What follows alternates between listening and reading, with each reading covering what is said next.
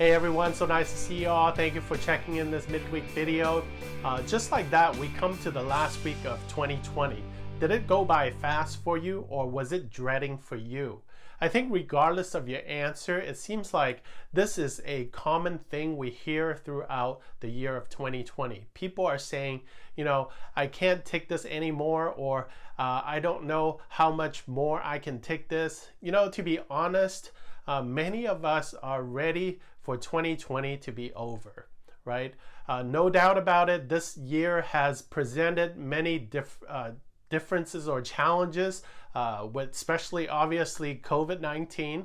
And then there are a couple natural disasters, anxiety, depression, and stress are at dangerously high levels in society.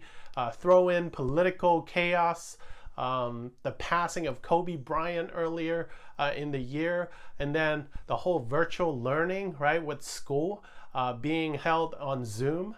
Has been a year unlike any other. How are you going to make it? Can you survive anything more? At the risk of piling on, there is no guarantee that 2021 will be any better, right? In fact, it could be even worse. How are we going to make it, right? We could all ask that question, but thankfully, God promises that He will keep us strong.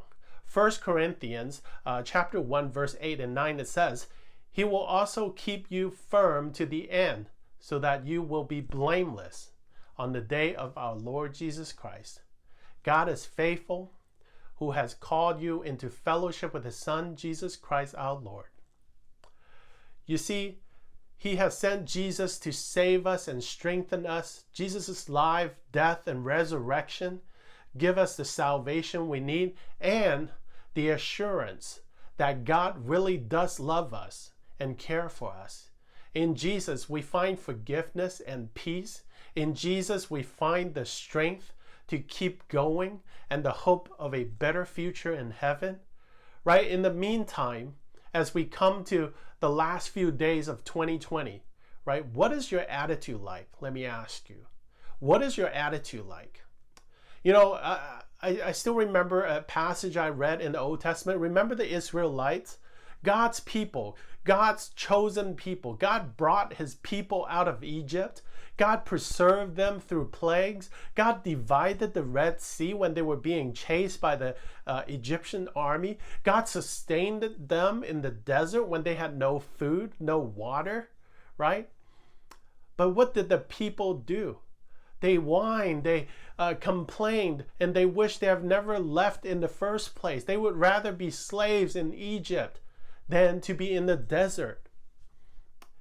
And this reminds me of us living in 2020, despite of all the craziness. What if, right? What if we look for what God has done rather than what God is not doing? What if we look for the progress we are making rather than focusing on the pandemic we are enduring? By doing this, by doing all that, right, it changes everything. And especially Romans 8:28 reminds us that in all things God works for the good of those who love Him, who have been called according to His purpose. When we see every circumstance through this verse, we catch a glimpse of good on the other side.